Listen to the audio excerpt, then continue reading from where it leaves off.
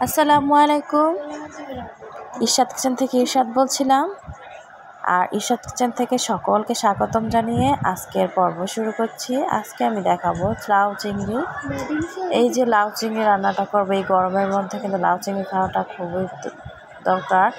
আর আজকে একটু অন্যভাবে দেখাবো। তো আপনাদের একটু রিকোয়েস্ট করছি আপুদের, যে আপুরা আমার ভিডিও দেখতে পছন্দ করেন তাদের বলছি তারা প্লিজ আমার ফেসবুক পেজে একটু ঘুরে আসবেন। আমার ফেসবুক পেজের লিঙ্ক কিন্তু দেওয়া আছে, চাইলে ঘুরে আসতে পারেন।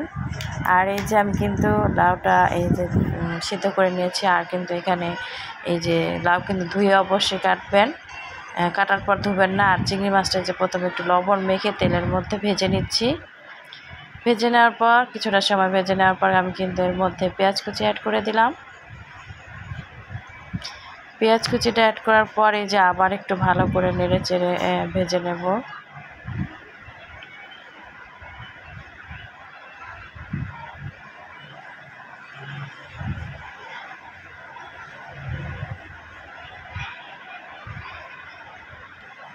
এবার সামান্য একটু পানি অ্যাড করব, না হলে কিন্তু মশলাটা দিলে পুড়ে যেতে পারতো। সেই জন্য কিন্তু একটু পানি দিয়ে তারপরে আমি এর মধ্যে হলুদের গুঁড়ো মরিচের গুঁড়ো দিয়ে তারপর নেড়ে চেড়ে দিচ্ছি। লবণ স্বাদ মতো।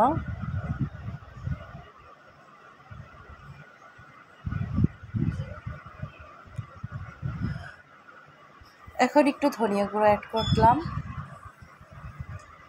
যারা ধনিয়া গুঁড়োর ফ্লেভারটা পছন্দ করে না তারা অ্যাভয়েড করতে পারেন, আমার ভালো লাগে তাই আমি দিচ্ছি। আর এই যে এখন কিন্তু ভালো করে মশলার সাথে চিংড়ি মাছটা ভালো করে কষিয়ে নিলাম। কষিয়ে নেওয়ার পর এর মধ্যে যে সিদ্ধ করে রাখা লাউ তারপর কিন্তু এর মধ্যে দিয়ে দিলাম। লাউটা দেওয়ার পর ভালো করে নেড়ে চেড়ে আবার একটু নাড়াচাড়া করে দিলাম।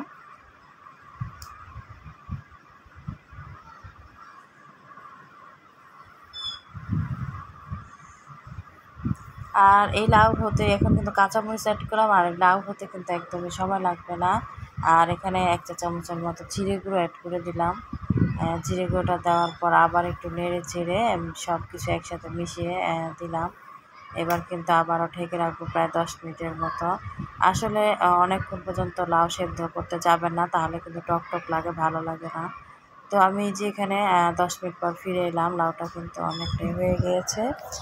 আর এই যে আপনাদের বলছি যারা নতুন আসছেন আপুরা প্লিজ লাইক